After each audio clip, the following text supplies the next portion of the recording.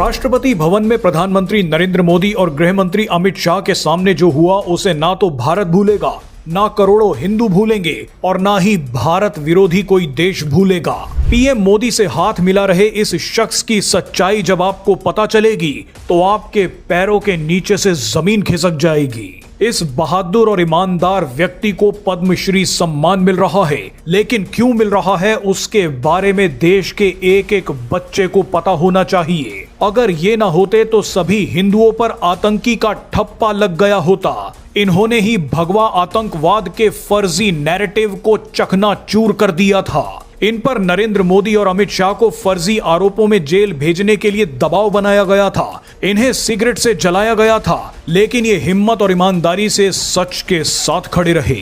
ये है केंद्रीय गृह मंत्रालय के पूर्व under secretary RVS money.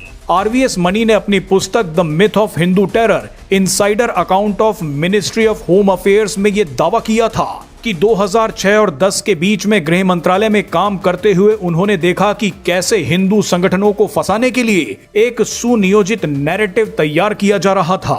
RVS money ने दावा किया था कि 26/11 मुंबई हमलों के बाद तत्कालीन सरकार ने इसे हिंदू संगठनों से जोड़ने और भगवा आतंकवाद का ठप्पा लगाने की कोशिश की थी। आपको कलावा पहने कसाब की तस्वीरें और उस समय कांग्रेस की वो प्रेस कॉन्फ्रेंस याद होगी। रिपोर्ट्स के मुताबिक RVS मनी को भगवा आतंकवाद का नैरेटिव गढ़ने के लिए एक हलफनामे पर हस्ताक्षर के लिए मजबूर किया गया था, लेकिन उन्होंने ऐसा नहीं किया। अगर वो ऐसा कर देते तो हिंदू संगठनों को आतंकवादी घोषित कर दिया जाता, हर हिंदू के माथे पर आतंकी का ठप्पा लगा दिया जाता। RVS मणि ने यह भी दावा किया था कि इशरत जहां एनकाउंटर केस में यूपीए सरकार ने नरेंद्र मोदी और अमित शाह को जेल भेजने की साजिश रची थी। उन्होंने उस समय के CBI चीफ के बयान का जिक्र किया, जिसमें काली दाढ़ी और सफेद दाढ़ी को जेल भिजवाने की बात कही गई थी। सफेद दाढ़ी कोड नेम उस समय गुजरात के तत्कालीन मुख्यमंत्री नरेंद्र मोदी के लिए इस्तेमाल किया गया था, जबकि काली दाढ़ी कोड नेम गुजरात के तत्कालीन गृह मंत्री अमित शाह के लिए इस्तेमाल किया गया था। RVS मणि ने दावा किया था कि CBI के तत्कालीन विशेष जांच दल यानी SIT के अधिकारी ने उन पर दबाव डाला और उन्हें सिगरेट से दागकर यातनाएं दी ताकि वो इशरत जहां को लश्कर-ए-तौयबा का आतंकी बताने वाले हलफनामे को बदल सके।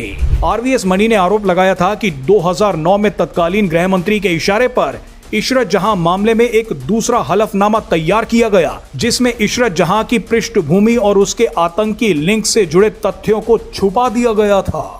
सोचिए उस समय कितनी बड़ी साजिश चल रही थी। अगर RVS मणि हिम्मत और ईमानदारी के साथ ना काम करते तो हिंदुओं को आतंकी साबित करने की साजिश सफल हो जाती। लश्कर आतंकी इशरत जहां केस में नरेंद्र मोदी और अमित शाह को फंसा दिया जाता।